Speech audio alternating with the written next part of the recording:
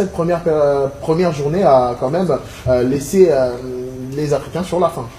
Oui, et après, la différence des résultats entre les uns et les autres est souvent liée au rapport des forces qui ne penche pas forcément en faveur des Africains. C'est pourquoi on peut se dire aujourd'hui que voilà, pour la première journée, voilà, les espoirs sont en berne.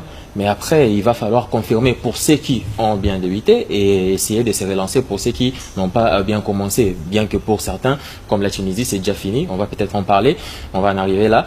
Ensuite, lorsqu'on essaie d'évaluer un peu les chances de pays africains d'aller un peu plus loin dans cette compétition, on se dit qu'avant même le début de cette Coupe du Monde, on pouvait déjà imaginer quelque chose de grand dans le sens où, avec l'élargissement du nombre de participants pour la Coupe du Monde en général, ça passe des 32 à 48 et la 10e nation africaine qui était la RDC pour qu'on passe des 6 à 10 nations participantes africaines de cette Coupe d'Afrique, de cette Coupe du Monde, pardon.